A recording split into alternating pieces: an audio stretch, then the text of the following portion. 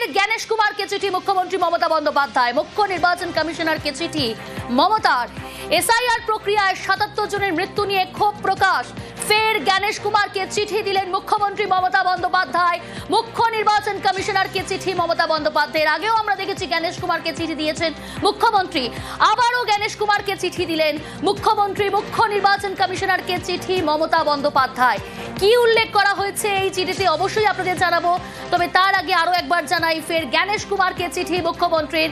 মুখ্য নির্বাচন কমিশনারকে চিঠি মমতা বন্দ্যোপাধ্যায়। এসআইআর প্রক্রিয়ায় ৭৭ জনের মৃত্যু নিয়ে ক্ষোভ প্রকাশ।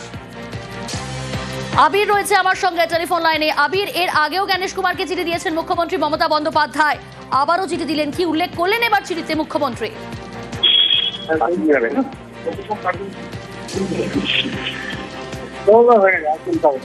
আবির, শোনা যাচ্ছে?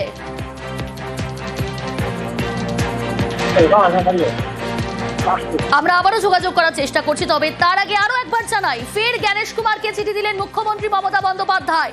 মুখ্য নির্বাচন কমিশনারকে চিঠি মমতার। এসআইআর প্রক্রিয়ায় ৭৭ জনের মৃত্যু নিয়ে ক্ষোভ প্রকাশ করেছেন তিনি। অমর্ত্য সেন, জয় গোস্বামী দেবকে হিয়ারিং নোটিশ। আবির রয়েছে আমার সঙ্গে সরাসরি। আবির, ফের জ্ঞানেশ কুমারকে চিঠি মুখ্যমন্ত্রীর, কি উল্লেখ করলেন এবার চিঠিতে মুখ্যমন্ত্রী? দেখো, যে চিঠির কপি হাতে রয়েছে সেখানে মমতা বন্দ্যোপাধ্যায় উল্লেখ করেছেন সেটা হচ্ছে যে অমর্ত্য সেন, জয় গোস্বামী, সাংসদ দেব ওরফে দীপক অধিকারী, মোহাম্মদ সামি, এদের মতো যারা তারকা রয়েছেন, যাদের পরিচয় সম্পর্কে মানুষ অবহিত, তাদেরকেও হিয়ারিংয়ে নোটিশ পাঠিয়ে ডেকে পাঠানো হচ্ছে। এবং তাদেরকে ডেকে পাঠানোর পিছনে যে সমস্ত কারণ তাদেরকে বলা হচ্ছে, সেই কারণের যৌক্তিকতা নিয়ে প্রশ্ন তোলা হয়েছে। এবং নির্বাচন কমিশনের যারা দায়িত্ব রয়েছেন তাদেরকে এই সংক্রান্ত বিষয়ে কি ভূমিকা পালন করছেন তারা, সেই প্রশ্ন দিনকে তুলেছেন হচ্ছে মুখ্যমন্ত্রী তার এই চিঠিতে। দ্বিতীয়ত, তার এই চিঠিতে উল্লেখ করা হয়েছে যে লজিক্যাল ডিসক্রিপেন্সির বিষয়। তুমি জানো, এটা নিয়ে এর আগেও তৃণমূল কংগ্রেসের তরফ থেকে বারবার ধরে প্রশ্ন তোলা হয়েছে এবং যেভাবে নাম কেটে দেওয়া হচ্ছে সেক্ষেত্রে দাঁড়িয়ে গতকালকেও হাজরার সভা থেকে সরব হয়েছিলেন মমতা বন্দ্যোপাধ্যায় এবং সেখানে তিনি উল্লেখ করেছিলেন যে লজিক্যাল ডিসক্রিপেন্সির মধ্যে দিয়ে আইটি সেলকে ব্যবহার করে ব্যাকএন্ড থেকে যেভাবে নাম কাটা হচ্ছে তাতে মানুষ নিজেরাও জানতে পারবে না যে কখন তাদের নাম বাদ হয়ে গিয়েছে। এছাড়া তিনি যে প্রসঙ্গের কথা উল্লেখ করেছেন সেটা হচ্ছে যে মাইক্রো অবজারভারদের যে ভূমিকা তা নিয়ে প্রশ্ন তুলেছেন এবং সেখানে কিভাবে মানুষকে বিব্রত হতে হচ্ছে, হয়রানির শিকার হতে হচ্ছে, সেইটা তার চিঠির মধ্যে উল্লেখ রয়েছে। এছাড়া গঙ্গাসাগর মেলা চলছে, সেখানে প্রচুর মানুষজন এখানে ইতিমধ্যে আসতে শুরু করে দিয়েছে। সেখানে দায়িত্ব দেওয়া হয়েছে, কারণ সেখানে সাধারণ নাগরিকরা যাবেন, তাদের নিরাপত্তার দায়িত্বটা দেওয়া কাজ। তার মধ্যে ইসিআই এর তরফ থেকে যেভাবে বিভিন্ন সময় ধরে প্রশ্ন করা হচ্ছে, যে ধরনের কাজ তারা করতে বলছেন, সেক্ষেত্রে নিরাপত্তার এই বিষয়টি সেখানে ক্ষেত্রে দেওয়া সম্ভব নয়, এটা যেন নির্বাচন কমিশনের তরফ থেকে বোঝা হয়। এবং অবশ্যই একটি গুরুত্বপূর্ণ বিষয় তিনি উল্লেখ করেছেন এক পরিযায়ী শ্রমিকদের ক্ষেত্রে, আর অপরটি হচ্ছে যারা বিবাহিত যারা মহিলারা রয়েছেন তাদের বিয়ের আগে তাদের যে বাসস্থান, বিয়ের পরের যে বাসস্থান সেখানে বদল হওয়ার পর নতুন করে নাম তোলার ক্ষেত্র বা নাম তোলার যে জায়গা তৈরি হয়, তারপরেও কেন নির্বাচন কমিশনের তরফ থেকে তাদের এই সহজ বিষয়, বাস্তবসম্মত বিষয়কে বোঝা হচ্ছে না, হিয়ারিংয়ে ডেকে পাঠানো হচ্ছে, সেই প্রশ্নও এই চিঠিতে তুলেছেন মুখ্যমন্ত্রী। বেশ আবির, অমর্ত্য সেন তাকে হিয়ারিং নোটিশ পাঠানোর প্রতিবাদ, কবি জয় গোস্বামীকে হিয়ারিং নোটিশ পাঠানোর প্রতিবাদ, বিশিষ্টদের হিয়ারিং এর ডাকা নিয়ে ক্ষোভ প্রকাশ। গতকালই দিল্লিতে কমিশনে যাওয়ার হুঁশিয়ারি মমতার। বাংলাকে ভেবো না তুমি ভোট কাটবে, ভোট কেটেই ফাইনাল লিস্ট ডিক্লেয়ার করে তুমি এখানে ডিক্লেয়ার করে দেবে ইলেকশন, আর আমরা বসে বসে আমের চিপসি অথবা ললিপপ খাবো। তোমার হাতে ললিপপ কি করে ধরাতে আমরা জানি। আসবে না বাংলায়, আর্মি নিয়ে মিটিং করবে, সিআরপিএফ নিয়ে, বিএসএফ নিয়ে, বাংলাতেও তোমাদের খেঁচু হবে। আবার ইচ্ছা করে তুমি যার ইচ্ছে ভোট কাটবে, করলে আমাদের next destination is election commission. চলো করতে হবে, লড়াই করতে হবে, আর যারা যাদের ক্ষমতা আছে আমার সাথে যাবে, কলকাতা থেকে দিল্লি লড়াই হবে, খেলা হবে, আর বাংলা দখল করে দেশ দখল করতে হবে। বিজেপিকে রাখা যাবে না, দেশকে করছে শেষ, এরা হোক নিঃশেষ। গত বৃহস্পতিবার আইপ্যাকের কর্ণধার প্রতীক জৈনের বাড়ি এবং অফিসে ইডির অভিযান। প্রতীক জৈনের পরিচারিকাকে এবার জিজ্ঞাসাবাদ পুলিশের। প্রতীক জৈনের বাড়ি নিরাপত্তা রক্ষীকেও জিজ্ঞাসাবাদ। শেক্সপিয়ার সরণি থানায় দুজনকে জিজ্ঞাসাবাদ। অমিত রয়েছে, আরো বিস্তারিত জানার চেষ্টা করব। অমিত, গত বৃহস্পতিবার আইপ্যাকের কর্ণধারের বাড়ি এবং অফিসে ইডির অভিযান। পরিচারিকা এবং নিরাপত্তা রক্ষীকে, তার বাড়ির নিরাপত্তা রক্ষীকেও জিজ্ঞাসাবাদ শেক্সপিয়ার সরণি থানার। কি জানা যাচ্ছে এখনো পর্যন্ত, কি জিজ্ঞাসাবাদ করা হচ্ছে তাদের? দেখো, বৃহস্পতিবারের এই ইডির অভিযান ঘিরে ইতিমধ্যে শেক্সপিয়ার সরণি থানাতে দুটো এফআইআর রুজু করা হয়েছে পুলিশের তরফে। একটি করা হয়েছে শতপ্রণোদিত মামলা, অন্যটি তৃণমূল কংগ্রেসের তরফে তৃণমূল কংগ্রেসের সুপ্রিমো মমতা বন্দ্যোপাধ্যায় যে লিখিত অভিযোগ করেছিলেন শেক্সপিয়ার সরণি থানাতে, যে তার দলীয় বিভিন্ন কনফিডেন্সিয়াল এভিডেন্স বা ডিজিটাল এভিডেন্স এবং নথি চুরি করার উদ্দেশ্য নিয়ে ইডি আধিকারিকরা সেখানে তল্লাশি অভিযান চালাচ্ছেন, চুরি করার উদ্দেশ্য নিয়ে সেখানে রেড করছেন। সেই প্রেক্ষিতে আরও একটি মামলা হয়। দুটি মামলা তদন্ত করতে নেমে ইতিমধ্যে শেক্সপিয়ার সরণি থানার তরফে প্রতীক জৈনের বাড়ির পরিচারিকা স্টেটমেন্ট ইতিমধ্যে রেকর্ড করা হয়েছে। স্টেটমেন্ট রেকর্ড করা হয়েছে এই আবাসনে প্রতীক জৈন থাকেন, সেই আবাসনে বুধবার রাত থেকে বৃহস্পতিবার ভোর সকাল পর্যন্ত এবং বৃহস্পতিবার সকাল থেকে বিকেল পর্যন্ত যে সমস্ত নিরাপত্তা রক্ষী সেখানে দায়িত্বে ছিলেন তাদের স্টেটমেন্ট রেকর্ড করা হয়েছে। এমনকি ক্লোজ সার্কিট ক্যামেরার ফুটেজ এবং ডিভিআর সেটা বাজেয়াপ্ত করা হয়েছে এবং তারপর আগামী দিনে কিন্তু সেগুলো ফরেন্সিকে পাঠানো হবে পুলিশের তরফে। মূলত কি উদ্দেশ্য নিয়ে পরিচারিকার স্টেটমেন্ট রেকর্ড করা হলো পুলিশের তরফে? যেহেতু অভিযোগ উঠছে যে সেখানে জোর করে ইডি আধিকারিকরা নাকি সেখানে প্রবেশ করেছিলেন।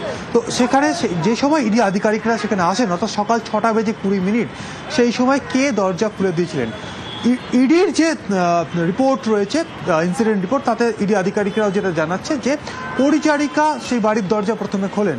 এমনকি কলকাতা পুলিশের তরফে যারা জানতে পেরেছেন তদন্ত করতে গিয়ে পরিচারিকা যিনি ছিলেন তিনি প্রথমে সকালবেলা দরজা খুলে দেন এবং ইডি আধিকারিকরা নিজের পরিচয় দেন এবং প্রতীক জৈনের তারা খোঁজ করেন। সেক্ষেত্রে প্রতীক জৈন ছাড়া সেদিন বাড়িতে কে ছিলেন, প্রতীক জৈন কখন এলেন, প্রতীক জৈনকে কি সেই পরিচারিকা গিয়ে ডেকে আনলেন, এই বিষয়গুলো কিন্তু স্টেটমেন্ট আকারে রেকর্ড করা হয়েছে তার পরিচারিকার কাছ থেকে। আর কি ঘটেছিল, অর্থাৎ পুলিশ পৌঁছেছিল হচ্ছে 11:15, তার আগে অর্থাৎ সকাল 6:20 থেকে 11:15 মাঝে যে প্রায় 4 ঘন্টার বেশি সময়, এই 4 ঘন্টাতে কি হয়েছিল সেই কারণে সেই বিষয়গুলো জানার জন্য যেমন ক্লোজ সার্কিট ক্যামেরার ফুটেজ যেমন এক্সামিন করা হবে, একই সঙ্গে পরিচারিকার স্টেটমেন্ট রেকর্ড করা হয়েছে এবং আগামী সময়ে প্রতীক জৈনের স্টেটমেন্ট রেকর্ড করা হবে, তার স্ত্রীর স্টেটমেন্ট রেকর্ড করা হবে, কারণ তারা দুজনই তার ওই বাড়িতেই ছিলেন এবং তার মাও সকাল 10:30 পর্যন্ত ওই বাড়িতে ছিলেন। পরবর্তী সময়ে তাদের কোনো আত্মীয় হাসপাতালে ভর্তি ছিলেন, ইডির পারমিশন নিয়ে তিনি বেরিয়ে হাসপাতালে চলে গেলেন। জানতে চায় পুলিশ আধিকারিকরা। বেশ, যেমনটা বললাম, আইপ্যাকের কর্ণধার প্রতীক জৈনের বাড়ি এবং অফিস দুই জায়গায় ইডির অভিযান। এবার আইপ্যাক রক্ষীদের বয়ান রেকর্ড করবে বিধাননগর পুলিশ। ইডি অফিসাররা এসে কি জানতে চান এ বিষয়ে জানার চেষ্টা করব। অপর প্রতিনিধি অনুপ রয়েছে আমার সঙ্গে। অনুপ, বিধাননগর পুলিশ কর্তারা কি জানতে চায় আইপ্যাকের নিরাপত্তা রক্ষীদের কাছ থেকে?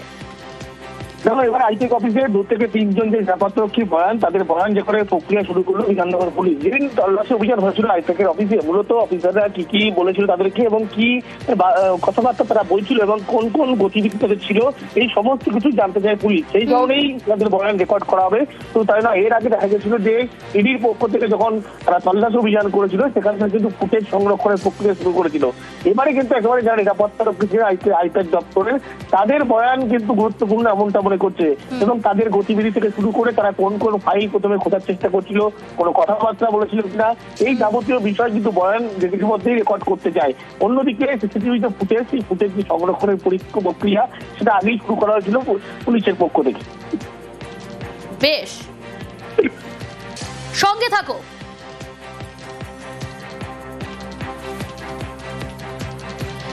এদিকে আইপ্যাক তদন্তে বাধার রিপোর্ট ইডির। দিল্লিতে ইডি সদর দপ্তরে জোড়া রিপোর্ট জমা। আইপ্যাক তদন্তে বাধার রিপোর্ট এবার ইডির। দিল্লিতে ইডি সদর দপ্তরে জোড়া রিপোর্ট জমা। কি রিপোর্ট দেওয়া হলো ইডির তরফ থেকে জানবো। অনুপ রয়েছে টেলিফোন লাইনে। অনুপ, ইডি সূত্রে কি খবর? জোড়া রিপোর্ট জমা দেওয়া হলো দিল্লিতে ইডি সদর দপ্তরে। এবং এদিকে যে তল্লাশি অভিযান, সেই তল্লাশি অভিযানের যে পরিস্থিতি হয়েছিল, কি কি বাধার সম্মুখীন করা হয়েছিল, এবং সেই রিপোর্ট ইতিমধ্যে দিল্লির যে হেডকোয়ার্টার, সেই ডিপার্টমেন্টে ইতিমধ্যেই ইডির পক্ষ থেকে পাঠানো হলো। লাউডন স্ট্রিট যে প্রতীক জৈনের বাড়ি, সেই বাড়িতে যখন তল্লাশি অভিযান যায় এবং কি পরিস্থিতি হয়েছিল, সেক্টর 5 এর অফিসে কি কি পরিস্থিতি বাধার সম্মুখীন করা হয়েছিল, এই গোটা রিপোর্ট কিন্তু ইতিমধ্যে ইডির যে হেডকোয়ার্টার সেখানে পাঠানো হয়েছে। এই রিপোর্ট দেখার পরবর্তী ক্ষেত্রে একটি উচ্চ পর্যায়ে ইডির বৈঠক হবে এবং তার পরবর্তী সিদ্ধান্ত কি হবে এমনটা কিন্তু ঠিক হবে এমনটাই জানতে পারা যাচ্ছে। রিপোর্টে মূলত বেশ কিছু কথা উল্লেখ করা হয়েছে। যখন তল্লাশি অভিযানে যায়, তল্লাশি অভিযান যখন চলছিল, লাউডন স্ট্রিটের ডিসি যে প্রিয়ব্রত, তিনি যখন এসেছিলেন, পরবর্তী ক্ষেত্রে তিনি তদন্তে ব্যাঘাত ঘটিয়েছেন এমনটা উল্লেখ করা হচ্ছে। এবং ডিসি নিজে ইডি আধিকারিক তাদের আই কার্ড থেকে শুরু করে সমস্ত দেখতে চায় এমনটাও এই রিপোর্টে উল্লেখ করা হয়েছে। এবং এরপরে পুলিশ কমিশনার মনোজ ভার্মা থেকে শুরু করে মুখ্যমন্ত্রী যখন আসেন, এই গোটা রিপোর্টটি ইতিমধ্যেই একেবারে ইডির যে রিপোর্ট, কলকাতার যে আধিকারিক যারা ছিলেন বা দিল্লির যে দুজন আধিকারিক ছিলেন, তারা গোটা রিপোর্ট তৈরি করার পরে দিল্লি হেডকোয়ার্টারকে জানানো হয়েছে। এই রিপোর্ট দেখার পরে উচ্চ পর্যায়ে যে ইডির বৈঠকের পরেই পরবর্তী যে এই আইকার সংক্রান্ত মামলায় সিদ্ধান্ত নেবেন, সেই দিক নির্ধারণ হবে বলে এমনটাই ইডি সূত্রপাত খবর। বেশ, সঙ্গে থাকুন।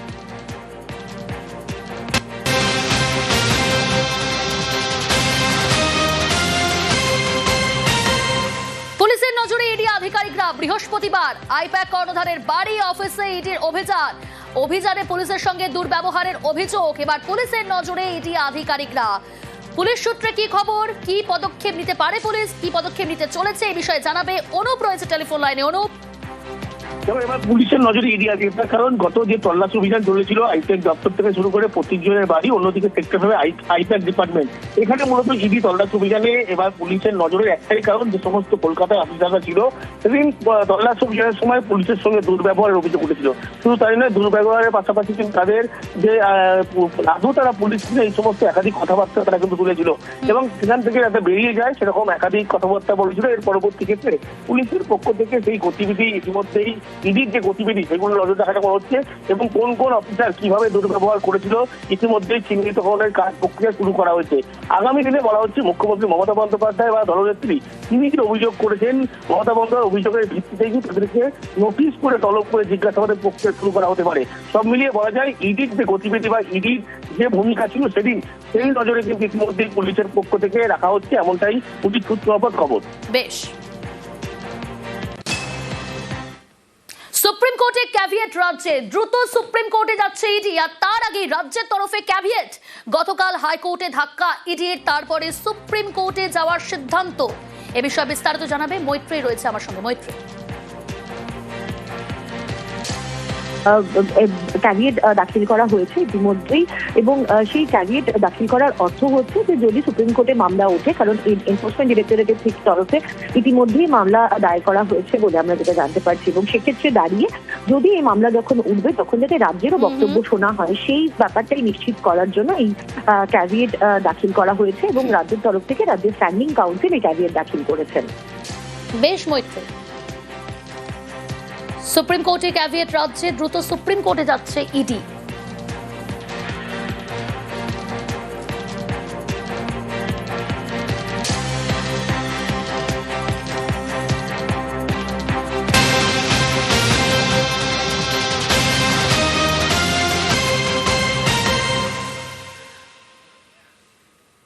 বাঁকুড়ার শালতোড়ায় রণসংকল্প সভায় বিরোধীদের তোপ দাগলেন অভিষেক বন্দ্যোপাধ্যায়। বাঁকুড়ার শালতোড়ায় রণসংকল্প সভায় বিরোধীদের তোপ অভিষেকের। কেন্দ্রীয় এজেন্সি ব্যবহার করলেও গণদেবতা জবাব দেবে, বিজেপিকে তোপ অভিষেক বন্দ্যোপাধ্যায়। আপনার যত ক্ষমতা আছে আপনি ইডি লাগান, আপনি সিবিআই লাগান, আপনি ইনকাম ট্যাক্স লাগান, আপনি কেন্দ্রীয় বাহিনী লাগান, আপনি নির্বাচন কমিশন লাগান, যত অর্থ বলেছে প্রয়োগ করুন। আর একদিকে মমতা বন্দ্যোপাধ্যায় আর বাংলার 10 কোটি মানুষ, দেখি কে হারে কে যেতে। গণতন্ত্রে তো গণদেবতা মানুষ, মানুষ ছাড়া সব বিজেপির, আর শুধু মানুষগুলো তৃণমূলের। যতই নাড়ো কলকাঠি নবান্নে আবার, যতই করো হামলা, যতই দাও মামলা। ইডির হানাঘিরে বেনজির সংঘাত, সেই মামলার শুনানিতেও কলকাতা হাইকোর্টে বেনজির বিশৃঙ্খলা, এজলাসে প্রবল ভিড়, হই হট্টগোল, যার জেরে শুনানি স্থগিত করে দিলেন বিচারপতি শুভ্রা ঘোষ। শুনানি হবে 14ই জানুয়ারি।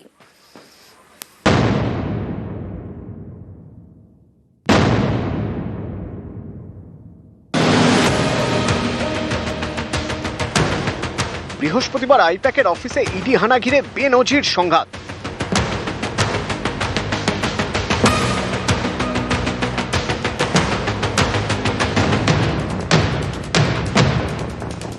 তৃণমূল এবং ইডি দুপক্ষই একে অপরের বিরুদ্ধে হাইকোর্টে। শুক্রবার সেই জোড়া মামলার শুনানিতেও বেনজির বিশৃঙ্খলা, ভিড়ে ঠাসা এজলাস। বিচারপতি শুভ্রা ঘোষ বারবার অনুরোধ করা সত্ত্বেও ভিড় কমেনি। পরিস্থিতি এমন জায়গায় পৌঁছয় যে শুনানি স্থগিত করে দিতে হয় বিচারপতিকে। তিনি জানিয়ে দেন, তৃণমূল এবং ইডির দায়ের করা মামলার শুনানি হবে 14ই জানুয়ারি। এক গুচ্ছ আবেদন নিয়ে কলকাতা হাইকোর্টে যায় ইডি। ইডি চায় বৃহস্পতিবারের ঘটনার তদন্ত করুক সিবিআই। ইডির অভিযোগ, মুখ্যমন্ত্রী এবং রাজ্য পুলিশের উপস্থিতিতে তাদের তদন্তে বাধা দেওয়া হয়েছে। আইপ্যাকের কর্ণধারের বাড়ি এবং অফিসের সমস্ত সিসি ক্যামেরার ফুটেজ সংরক্ষণ করে আদালতে পেশ করা হোক। সমস্ত নথি, ডিজিটাল ডিভাইস সহ ঘটনাস্থল সিল করা হোক। ইডির আধিকারিকদের রক্ষা কবচ দিতে হবে। ঘটনাস্থল থেকে নিয়ে যাওয়া নথি ফেরত দিতে হবে। পাল্টা ইডির বিরুদ্ধে একগুচ্ছ অভিযোগ তৃণমূলের।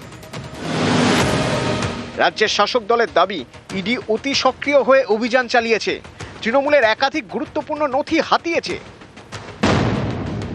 তাদের আবেদন, দলীয় নথি ফেরত দিক ইডি, এসআইআর সংক্রান্ত নথিও ফেরত দিক। এদিন সকালে বিচারপতি শুভ্রা ঘোষের এজলাসে বৃহস্পতিবারের ঘটনা নিয়ে দৃষ্টি আকর্ষণ করে জরুরি ভিত্তিতে শুনানির আর্জি জানায় ইডি। মামলায় মমতা বন্দ্যোপাধ্যায়কেও যুক্ত করার আবেদন জানায় কেন্দ্রীয় তদন্তকারী সংস্থা। আবেদন মেনে নেন বিচারপতি। সেই মতো ইডি এবং তৃণমূলের মামলার একসঙ্গে শুনানি হওয়ার কথা ছিল দুপুর 2:30 থেকে। তখনই ভিড়ের চাপে বেনজির বিশৃঙ্খলা তৈরি হয়, সেটাও আবার এজলাসের ভিতরে, যার জেরে শেষমেশ শুনানি স্থগিত করে দেন বিচারপতি। আজকে যে অর্ডারটা পাস হয়েছে সেটা হচ্ছে judicial order. 14th matter hearing করবে, এটা জুডিশিয়াল অর্ডার। সেই জুডিশিয়াল অর্ডার চেঞ্জ করা যায় না, এটা তো সবাই জানে। কিন্তু তা সত্ত্বেও ইডি মনে করে যে গোটা ভারতবর্ষ কিনে নিয়েছে, ওরা যা ইচ্ছা তাই করবে। Judicial order only can be changed if it is brought in the cause list, মানে daily list, on the day it is fixed, nothing more than that. এদিন ইডির হয়ে আদালতে উপস্থিত ছিলেন কেন্দ্রের deputy solicitor general Dhiraj Trivedi. তিনি অভিযোগ করেন, দুপুর 1:30 নাগাদ তার হোয়াটসঅ্যাপ হ্যাক হয়ে যায়। নিউজ 18 বাংলা। পুলিশের বিরুদ্ধে অতি সক্রিয়তার অভিযোগ, জরুরি ভিত্তিতে শুনানির জন্য ইডির আবেদন খারিজ কলকাতা হাইকোর্টে। শুনানি হবে 14ই জানুয়ারি, অর্থাৎ আপাতত পুলিশের কাজে হস্তক্ষেপ নয় আদালতের, আর এ নিয়েই জোর চর্চা।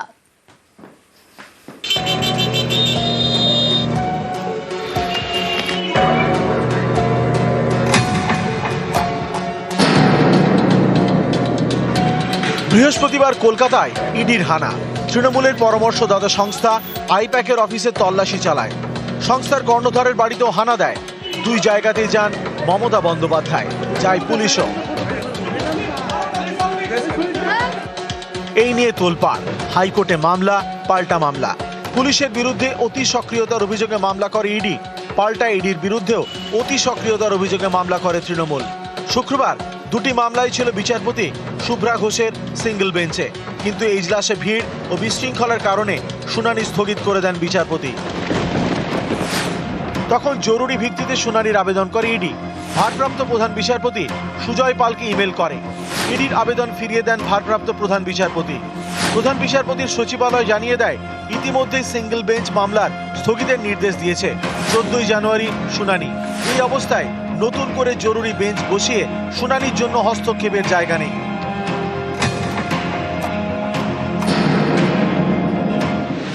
এদিন বিচারপতি শুভ্রা ঘোষের এজলাসে ইডি একগুচ্ছ আবেদন করে।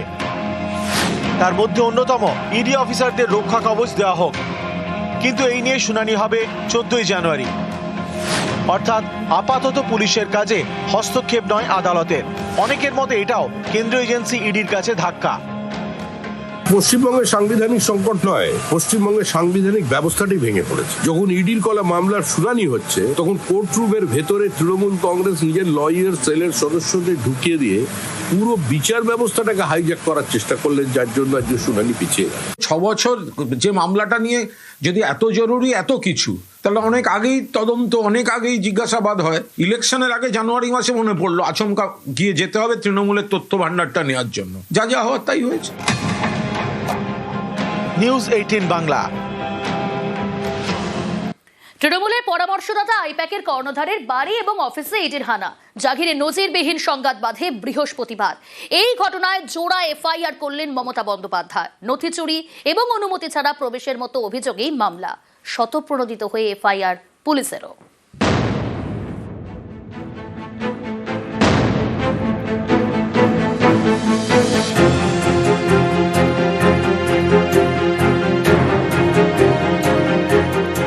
তৃণমূলের পরামর্শদাতার বাড়ি এবং অফিসে ইডির হানা, জানিয়ে নজিরবিহীন সংঘাত বাঁধে বৃহস্পতিবার। ইডির তল্লাশি চলাকালীনই আইপ্যাকের কর্ণধার প্রতীক জৈনের বাড়ি এবং অফিসে পৌঁছে যান মমতা বন্দ্যোপাধ্যায়। ফাইল, ল্যাপটপ এবং হার্ড ডিস্ক নিয়ে বেরিয়ে যান। বৃহস্পতিবার দিনভর এই নিয়ে চলে টান টান উত্তেজনা। সুর চড়ান মমতা বন্দ্যোপাধ্যায়। वो तो फॉरेंसिक टीम ले आके पहले बहुत सारे ट्रांसफर भी किया है। वो जो किया है क्राइम किया है, इसका बारे में एफआईआर होगा फॉरेंसिक टीम का बारे में। আমাদের পার্টির সব ডেটা, সমস্ত ল্যাপটপ, সমস্ত আইফোন বা ফোনে যে সমস্ত স্ট্র্যাটেজি আছে ইলেকশনের, ইনক্লুডিং এসআইআর আমাদের কাজ চলছে মানুষকে সাহায্য করবার জন্য, সেগুলো সব ওরা ফরেন্সিক টিম নিয়ে এসে সকাল থেকে ট্রান্সফার করেছে এবং সেই অথরাইজ টিমের কাছ থেকে সব কাগজ ছিনিয়ে নেওয়া, সব লুট করা এবং কাগজ টেবিলগুলো পুরো ফাঁকা পড়ে রয়েছে। রণংদেহী মেজাজে চড়া সুর। তারপর জোড়া এফআইআর দায়ের করেন মমতা বন্দ্যোপাধ্যায়। একটি এফআইআর শেক্সপিয়ার সরণি থানায়, দ্বিতীয়টি বিধাননগরের ইলেকট্রনিক্স কমপ্লেক্স থানায়। অজ্ঞাত পরিচয় ইডি এবং সিআরপিএফ আধিকারিকদের বিরুদ্ধে দায়ের করা দুটি এফআইআরে নথি চুরি, ইলেকট্রনিক্স ডিভাইস চুরি এবং অনুমতি না নিয়ে জোর করে প্রবেশের অভিযোগ করা হয়েছে। এফআইআরে তথ্য প্রযুক্তি আইনের একাধিক ধারা যুক্ত করা হয়েছে। মমতার অভিযোগের ভিত্তিতে দায়ের হওয়া দুটি এফআইআর ছাড়াও স্বতঃপ্রণোদিত হয়ে একটি এফআইআর করেছে পুলিশও। সেটি দায়ের হয়েছে শেক্সপিয়ার সরণি থানায়। লড়াই চলছে আদালতেও। একে অপরের বিরুদ্ধে মামলা দায়ের করেছে তৃণমূল এবং ইডি। এদিকে আইপ্যাকের কর্ণধার প্রতীক জৈনের বাড়িতে ইডি হানার সময়কার সিসি ক্যামেরা ফুটেজ সংগ্রহ করেছে পুলিশ। নিউজ 18 বাংলা।